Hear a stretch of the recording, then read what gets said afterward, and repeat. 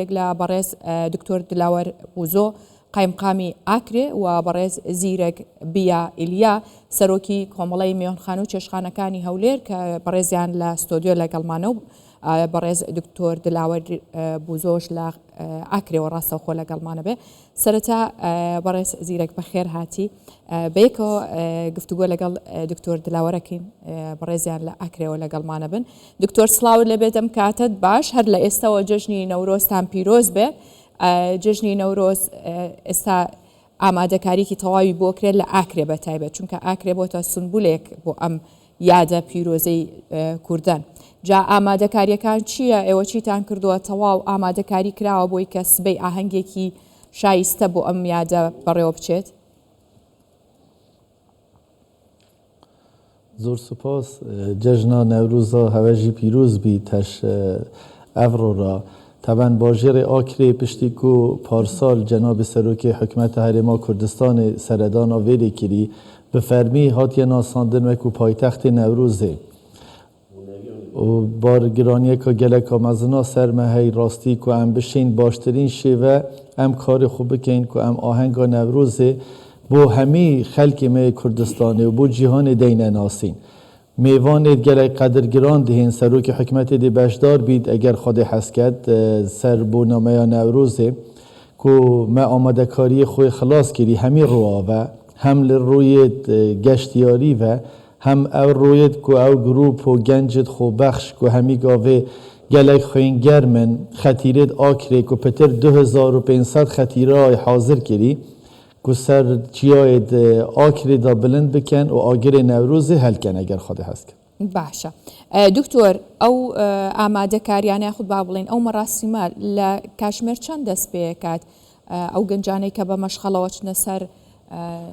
شاخەکە لە کاشمێر چەنەوە بێ و هەموو ڕێکارێکی ئەمنی و ئاسایشتان گرتوتە بەر؟ بله بخو اف ساله هم کمی زانه و 2 ساله جشن نتویام نوروز کویتا گل مانگ رمضان پیروز بر هنده کو پشتی فتاره کو ملا بانگ داد و ام فتاره خوشتکنین اگر خودی هست که ساعت 7 دم جمیر 7 دی گروپ مید خوبخش مشغله آگری سر چیاید مید آکره اخن و پشتی دم جمیر 7 پشتی کو خلاص بن وقتی کو سر چیاید کون او دیارین آگیری گلک مزن که ما آماده کرینه یاریت آگیری بود 10 دقیقه دهینه هاویتن. باشه.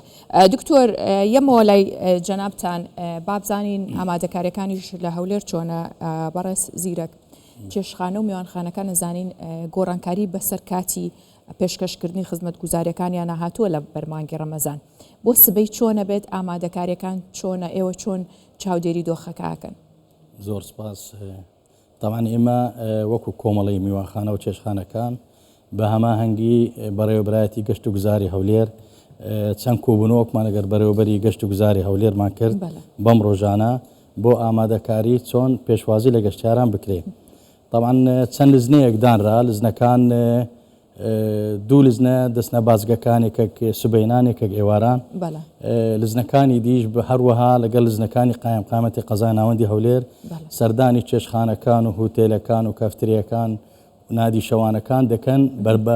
بەبەردەوامی سەبارەت بە ئامادەبوون یعنی بەکردنەوەی چێشخانەکان هەموو چێشخانەکان کراینەوە بە زۆری چێشخانەکان و فاسفودەکان هەموو کراینەوە هوتێلەکان ئامادەکاری باشیان کردووە پێشوازی لە گەشتیاری بکەم بەڵام گەشتارێکی زۆر وەکو پێشان ئەو سارە نایە لەبەر ئەوەی جەژنی نەورۆز کە تا جەژنی ڕەمەزانی پیرۆز و هەروەها لە بەغدا پشوو نەکراوە گەشتارێکی وا یعنی وەکو پێشان وەکو ساڵەکانی پێشوو باشەوە کاریگەری هەبوو لەسەر نرخی هۆتێل و مۆتێلەکان؟ نانەخێر ئەمە گروپەکان هەنە یعنی گروپەکان لە ڕێگای کۆمپانیا و شەریکاتەکانی گەشتیاری تەنسیقیان هەیە لەگەڵ بەغدا و خواروی بەغدا تەنسیقیان هەیە بێنە هەولێر و هەروە بەعکسەوە بچنە بەغدا ئەو تەنسیقە هەیە ئەمە سعرەکەیان هەندێک کەمترە بەڵام ئەوانی کە دێن ناسعرەکانیان وەک خۆیتی. باشە. دکتۆر دلاوەر دێمەوە لای بەڕێستان خەڵکێکی زۆر لە ڕۆژی نەورۆز ڕوەکاتە ئاکرێ لە دەرەوەیەت لە هەولێر لە شارەکانی دیکەوە چونکە بەڕاستی سمبولێکی ئەوەندە جوانی هەیە کە حەز ئەکەی لە ڕۆژی نەورۆزا لە ئاکرێبی جا لەم کاتەیە ئەوەی کە کێشە دروست دەکات هاتوچۆیە ئەو ڕێژە زۆرەی سەردانی کارە کە یەتە ئاکرێ ئێوە چیتان کردووە بۆ بابەتی هاتوچۆ و ڕێخستنی شەقامەکان و یاخود با بڵین کۆنتڕۆڵکردنی ئەو ڕێژە زۆرە بەێ واللهی هەر ئەڤڕووکە ئەگەر تو بینوکە تەماشای ئاکرێ بکەی هەمی ئەو جهێت و گەلک استراتیجینە ئەوێت کو ئاگرێ تێرا دیارە هەمی خیڤەتی دانڕای هەش ئەڤڕۆ ڤەرە یعنی هاوڵاتیە گەشتیارن مێت هاتی حێجزکردی ئەو جهە ما کۆمبوونا گەل لاەنت پەیوەندیدار ئاخفتی گەر ڕێبەبەرێ هاتوچۆیە ئەو جێ ئاهەنگ تێتە گێران تەبەن مە شارعەکە ئینە خارێ جوود سایدەنوکە یەک تێتە سەری یەک تێتە خارێ ئەو کێشەک و سەرێ گیری وەکی و هاوڵاتی وەختی وێرێدا ئەوێ مە نەهێلا ئەو کێشە بەس ڕێکێ دی مە هەمی دیڤ پلانا ڕێبەبەریە هاتوچوونە ئاکرێک و داناینە هەندێک ڕێک دێ بنە یەک سایت و بەس هاتنا مەسەرەن دێ ئان چوون بیت ئان هاتن بیت بۆ هەندێک و ئەم بشین باشترین شێوە سەرەدەری گەر هاوڵاتی خۆ بکەن باشە دکتۆر ئێستا خەڵکێکی زۆر هاتووە ئەوە ئەمێنێتەوە ئایا ئەو شوێنە گەشتیاریانەی کە هەیە خەڵکی زۆری تایە خود هۆتێلەکان تەواوی ئەو گەشتیارانە وەرەگرن جێگە ماوە بله والله نسبت هتل ریشه هتل ما آکری گلکی ما هما بس اگر خودی هست که ما پلان های بو سالا دهاتو گلک پروژه و برهنان ما دست بگیری که او کیشه ما نمینن وکی دی کشید ما همی خلق به شارزانه باجرد آکری مالد ما همیا درگهید ما وکرینه بو همی گشتیارا یعنی از باور نکم چه جارا گشتیاره کاد بی تو گازنده کر بی سرجه و مانه چکو مالد ما بنشوینید همی مالد خلق کردستانه جا ئەمە خوڵقێکی جوانی خەڵکی ئاکرێ کە هەمیشە سەردانیەکەی خۆیان دەرگای ماڵەکانیان بەڕووتاکەنەوە گەرمێوانی ئەو شوێنە جوانی کوردستان بی بێگومان کۆمەڵێک لەو میوانانە کە ئەچنە ئەوێ ئەگەڕێنەوە بۆ هەولێر جا بەڕێز زیرەک ئەمێ بزانم ئایا ئەو خەڵکەی کێتەوە بۆ ناو هەولێر شوێنی تەواویان ئەبێت یاخود هۆتێلەکان بەڕووی ئەو گەشتیارانەدا ئەکرێنەوە لە ڕووی نرخەکان و هیچ کێشێکیان بۆ دروست نابێ نەخێر ئێمە 960 بنکەی گەشتیاریمان هەیە لە پایتەخت هەولێر ئەم 960 هوتێل و موتێل و چێشتخانە و فاسفوت و کەفتریا و یانەی شەوانەیە یعنی هەر گەشتیارێکی زۆریش بێ یعنی زۆر جێگامان زۆرە هوتێلمان زۆرە چێشتخانەمان زۆرە کەفتریامان زۆرە ئامادەینە بۆ هەموو ئەو گەشتیارە نەبێن استقبالیان کەین دووەم ئێمە چەند چێشتخانەی خۆمان ڕۆژی جێژنە و نەورۆز ئەگەر قەپات بکرێن ئەوانی براندی خۆمان یعنی خۆمان کوردن کارماندەکانیان کوردن ڕۆژی نەورۆز دەوام ناکەن یان ڕۆژی جێژنە یەکەم ڕۆژ و دووەم ڕۆژی جێژنە دەوام ناکەن بەڵام ئەمە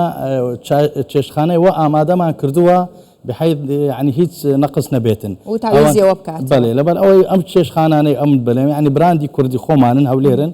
ئەمانە ڕۆژی جێژنە و نەورۆز ناکەنەوە هەندێکیان دەکەنەوە بەس ئەوانێک کە براندم دەرێن لەبەر ئەوەی کارمەندیان هەموو کوردن خەڵکی ئێرەنە لەبەرەوەی کارمەندەکان کوردن خەڵکی هەولێرن دەیانەوێت بانج بچنە نەورۆز و احتیفال بکەن دەیانەوێت جێژنەی خۆیان بکەن هیچ کێشەمان نییە چێشتخانەمان هەیە 4-5 فەرعی هەیە هەر چێشتخانێک بە یەک جەم 3000 کەس ئەتانی دابین بکاتن استقبال بکات. جا من لێرە پرسیارێکم بۆ دروستە بێ هەرزانترین و گرانترین نرخم پێ بڵێ کامیان زۆر هەرزانە کامیان زۆر گرانە لەمانەوەیە لە هۆتێلەکانە لە هۆتێلەکان هەیە ئێمە کە لە یەک ئەستێرە هەیە تاوەکو 5 ئەستێرە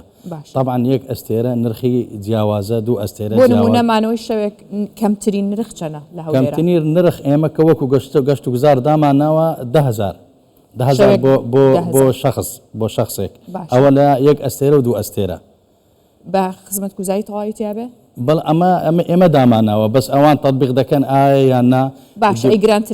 گرانترینەکەی کە 4 ئەستێرە و 5 ئەستێرە ئەمانە ئازادن یعنی ئەمان کەیفی خۆیتان بەچەند دەدەن بەس هەرزانتر نادەن لە $6 $8 هیچ ئاستێکتان دانەناوە بۆی تا چەند ئەمە ئەتوانن؟ دامان ناوە بەس لەبەر ئەوەی ظروفی هەندێک جار ظروف دەقەومێت ینی گەشتیاری نایە سعرەکان دەگۆڕن صاحب هوتێل گەشتۆتە چن نرخەکە گەشتۆتە چەند لە کاتێکی ئینجاودا لە براندەکان ئەوانی 5 ئەستێرە ئەوانە یعنی سعریان جیاوازە سعریان جیاوازە لە $100 لە 150 هەیە 200 حسب هەیە سویدا هەیە 2 غرفە و هۆڵە باشە توانن بڵێن ینی لە $300 تێ ناپەڕیان زیاتر هەیە هەنە سویدەکان و دەپەرە لە $300 بەرێ بەس 5 ئەستێرەکان ئەوانی کە غرفەی خاصیان دەوێت غرفەکانی دینا لە 150 لە 120 زیاتر نییە زۆریش تەخفیداتشی پێدەگرێتن بەڵام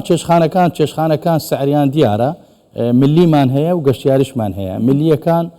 خۆ دەزانانی ئەوانی لە ناو شارن ینی هەیە لەفە بە 1000 بە 1500 هەیە لە فەش بە 5,000 لەبەر ئەوەی شێواکەی ینی جیاوازە ینی دەچی مەتەلەن ئەگەر زستانە تەدفیعی پێکردیە ئەگەر هاوینە تەبریدی پێکردیە زیرەک بە 5,000 شکورین بە 15,000 و 20,000 هەیە لە هەیە بەڵێ هەیە شوێنەکانیان جیاوازە و براندن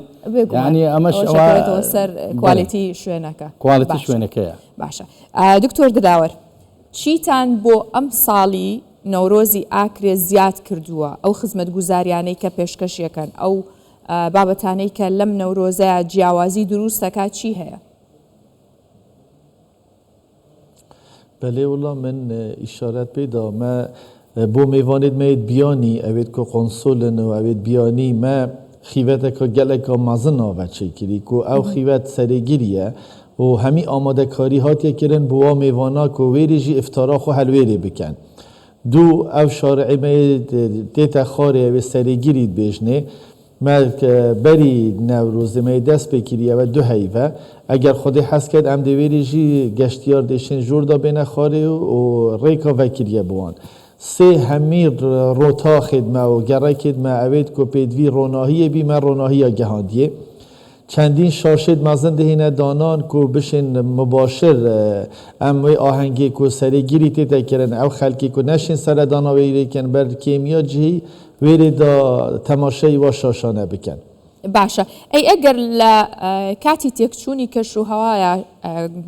کەشەکە گۆڕا چه ئامادەکاریەکتان کردووە؟ بله ولی بو میوانید بیانی من خیوته که گلک مازن آدانای که تأثیر لی نابید یعنی ابد اویدیشی هر وکی مثلا من مالت خوب مثلا مال ما بهن موام بوانجی هر خیوتت بچیک ما بخوید اینای او از باور کم همی گشتیار دیوه کنی از باور کم روزا نوروز اگر خودی حس که دی کش هوا باش بید دیو اوید اجوا از باور ناکم اوید دمی باران بهن و اگر خودی حس که آهنگام بو ما 2 ساعته او دی کتایی بهن بله بەڕێز دکتۆر دلاوەر بوزۆ قایمقامی ئاکرێ لە ئاکرێەوە لەگەڵ ئەس ئاماژێ بەس تشتێکی بفەرمو یک سبەی دەوامە ڕسمیە باژێڕی مە ئاکرێ یعنی ئەس باوەڕ ناکەم ما دوام نهاتیە ڕاگرتن دا هەمی خەلکی مە بزانن نێوێ کو دەوام مەیا سپێدی دەوامێکە ئاساییە بۆ باژێڕی ئاکرێ دوو تەقەکردن بە هەمی شێوەیەک مەمنوعە بۆ هەمی هاوڵاتیە خۆ ڕێکە مایکە هەوەوە داخواست خەلکی خۆی خۆشتوید کەین کو تەقەکردن نەهێتەکردن و ئەوێ تەقەیەکە دە ئیجراعاتی یاسایی دەرحەقی وان وەرگرین ئەگەر دکتۆر ئەگەر خاڵی سێمیشی بۆ زیاد بکەی وەکو پێشنیارێکی هاوڵاتیەکەی کەم نەکو وەکو بێژەرێک ژینگە پارێزی لەو ڕۆژەدا بکرێت لەلایەن هەموو گەشتیارێک و سەردانیکارێک و خەڵکی ناوخۆشەوە چونکە لەو ڕۆژە مادەم ئەو خەڵکە زۆرە سەردانەکاتی و دارین دڵنیام کە ئێوەش هاوڕان لەسەری کە بابەتی ژینگە لەبیر نەکرێ و هەر کەس بەرپرسیارەتی هەبێ بەرامبەر ژینگەکەی و بیپارێزێت دستت خوش بخالك زورا گرنگه و امشي پشتوانی نو ان شاء الله گلک دستت بو هیوان زور سپاس برز دکتۆر دلاوەر بوزۆ قایمقامی ئاکرێ لەگەڵمان بووی و بەڕێز زیرەک بیا ئیلیا ئێوەش وەکو کۆمەڵی چێشخانە و میوانخانەکان لەگەڵمان بوون بۆ هیواین کە ئێوەش بە هەمان شێوە دەستێکی باشتان هەبێ لە پاراستنی ژینگە و لە نرخ و لەسەر و هەمووشیانەوە کللتوری کوردیمان کە بتوانین لەو ڕۆژە بیپارێزین. ئینشاءالله زۆر سپاس. زۆر سپاس. بەنسبەت نرخ ینی نرخ هەیە پێم گوتی ملی و گەشتیاری ینی بۆچی گوتت جەنابەت هەیە لەفە بە 12 بە 13 هەیە لەفەش بە 500 و بە 1000یشە هەیە هەنێ جار ئەو لەفەت 500 و 1000 خۆشتریشە وانە زۆر خۆشحاڵ بووین بەخێر هاتن زۆر سپاس بۆ ئێوە بەخێر بن.